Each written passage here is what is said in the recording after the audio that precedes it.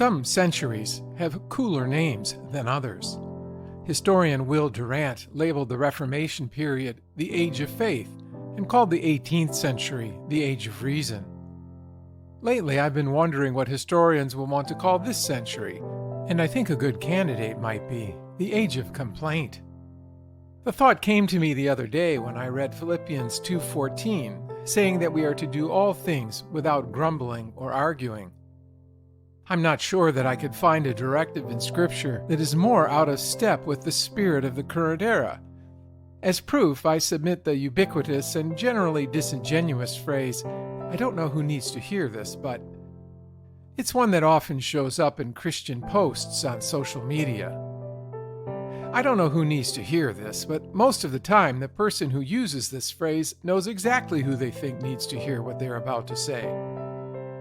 On the surface, Paul's admonition that Christians should distance themselves from grumbling seems a bit trivial, coming on the heels of his stirring description of Christ's descent into humility in verses 5 through 11 of the same chapter. It is as if, after urging us to make the effort to climb a great height because of the vista it affords, the apostle uses the occasion to draw our attention to some relatively insignificant blemish on the horizon, say a gas station or a fast food restaurant. What he points out is ugly, but is it really so serious as all that? Given the magnitude of Christ's example, we might have expected Paul to set our sights higher by urging us to a greater level of sacrifice. He might have asked us to meditate on the possibility of martyrdom, or spoken of some great act of surrender or sacrifice. Give up your kidney, sell yourself into slavery to preach the gospel to the heathen, something like that. Instead, the admonition Paul leaves us with is the rough equivalent of a warning nearly every parent has had to give when taking the family on a long trip in the car. Stop arguing with your brother. Don't make me come back there.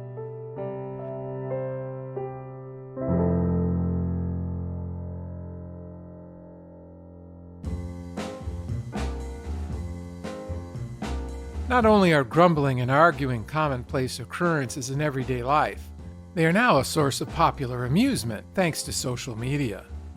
As long as they do not direct it at us, we find the expressed contempt of our friends and strangers immensely entertaining, second only to the articulation of our own dismay at the stupidity and wrong-headedness of others.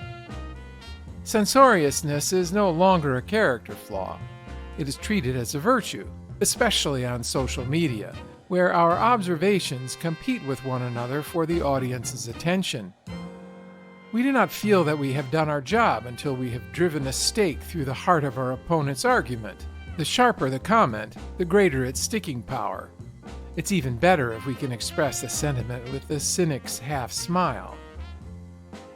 There is, however, an unsettling subtext to the apostle's command in Philippians 2:14 that deconstructs our utopian fantasy of what we should expect from church life.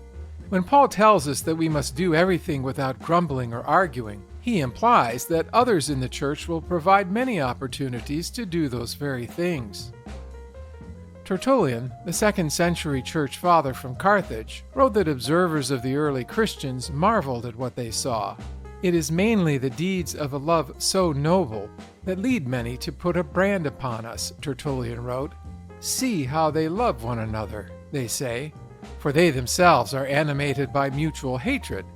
How they are ready even to die for one another, they say, for they themselves will sooner put to death.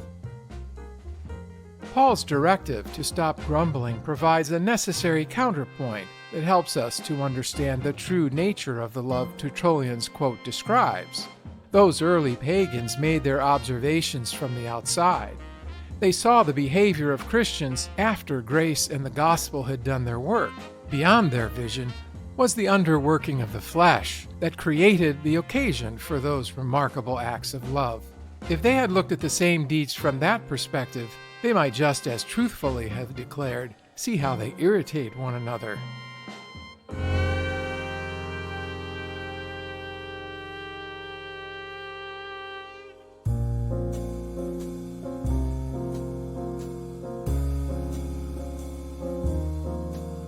Another clue that the experience of mutual irritation is the field in which the Spirit sows the seeds of Christian love is found in those New Testament commands which tell believers that they are to bear with each other.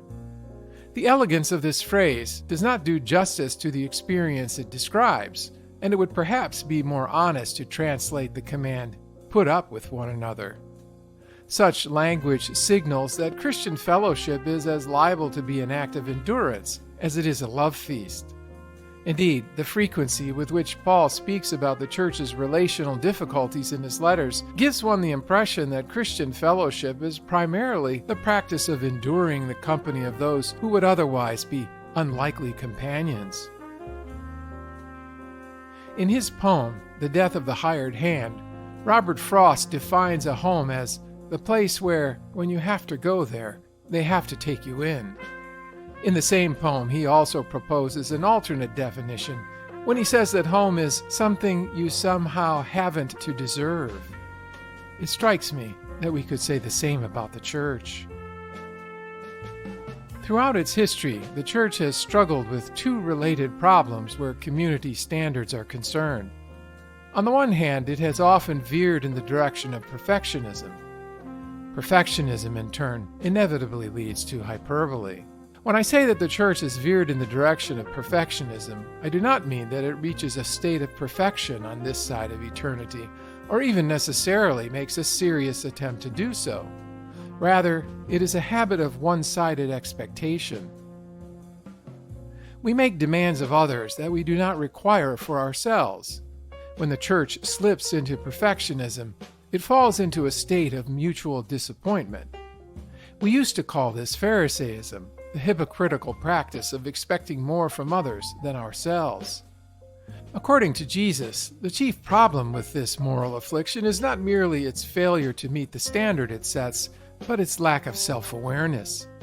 Pharisaism turns us into blind guides who make demands of others, but cannot see how we fail to apply the same standards in our own lives. This lack of self-awareness, in turn, affects the church's view of its practice of holiness in much the same way that over-realized eschatology does one's view of the kingdom. That is to say, the church tends to claim too much for itself too soon. The result is a false perception of our own experience, supported by exaggerated claims about our performance.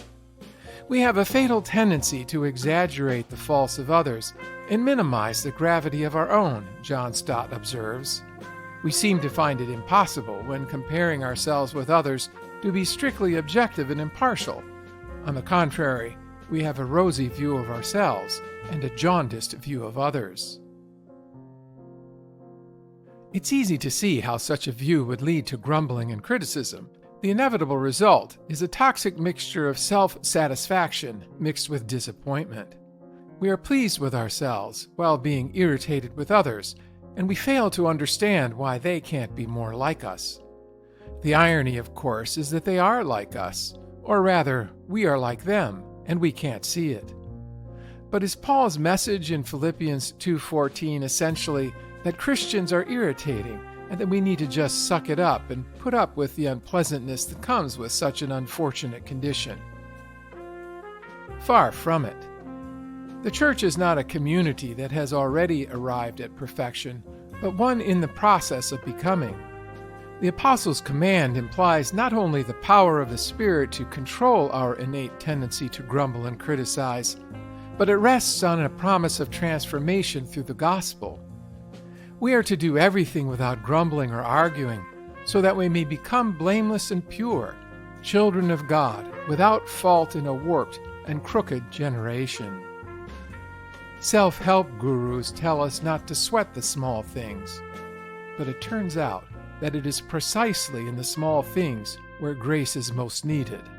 It is in our small speech and everyday actions where the reality of our salvation shows up most vividly.